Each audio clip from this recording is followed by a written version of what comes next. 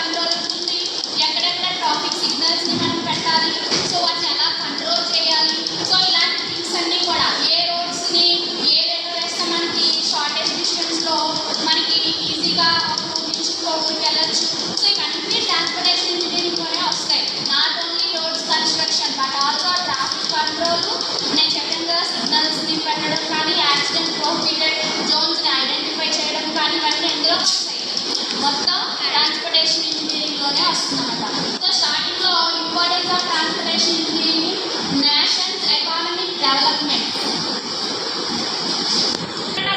So ఇక్కడ starting concept వచ్చి transportation ఇంజనీరింగ్లో ఏంటంటే చేయడంలో, అంటే నేషన్స్ ఎకానమీ అంటే ఏంటి, ఒక ట్రాన్స్పోర్టేషన్ మనకి వేయడం వల్ల, ట్రాన్స్పోర్టేషన్ ఇంజనీరింగ్ అనే ఒకటి ఉండడం వల్ల, రోడ్స్ అనేవి వేయడం వల్ల సో మనకి ఎకానమీ అనేది ఏ విధంగా డెవలప్ అవుతుంది, సో దాన్ని డెవలప్ చేయడంలో వాటి యొక్క ఇంపార్టెన్స్ ఎలా ఉంటుంది అనేది ఇక్కడ చెప్పాడన్నమాట. ఫస్ట్ ఏమంటాడు, ట్రాన్స్పోర్టేషన్ అంటే మనకు తెలిసిందే కదా, సో రోడ్స్ వేయడం వల్ల యూజ్ ఏంటి అంటే సింపుల్గా చెప్తున్నా, అక్కడ ఏవో సైడ్ హెడ్డింగ్స్ ఇచ్చాడు. ఓకే, మనకు తెలిసిన యూజెస్ మనం చెప్తున్నాం ఫస్ట్.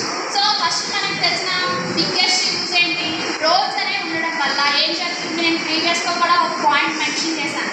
ఒక చోట నుంచి ఇంకో చోటికి మనం ఏం చేయొచ్చు, గూడ్స్ని కానీ ఏదైనా ఏవైతే మనం ప్రొడక్ట్స్ తయారు చేస్తున్నామో ఇంపోర్ట్ అండ్ ఎక్స్పోర్ట్ అనేది జరగడం వల్ల ఒక చోట నుంచి ఇంకో చోటికి ఏమవుతుంది, కనెక్టివిటీ పెరుగుతుంది, అంతే కదా. సో నేను ఇక్కడ నుంచి నేను తయారు చేసిన ప్రొడక్ట్స్ ఇంకో చోటికి పంపిస్తున్నాను, అక్కడి నుంచి నాకు కావాల్సిన ప్రొడక్ట్స్ నేను తెప్పించుకుంటున్నాను, కనెక్టివిటీ పెరుగుతుంది అండ్ ఆల్సో గూడ్స్ ట్రాన్స్ఫర్మేషన్ అనేది జరుగుతుంది. కాబట్టి సో అదే మనకు తెలిసిన ఒక మెయిన్ ఇంపార్టెన్స్ అని చెప్పుకోవచ్చు, అవునా.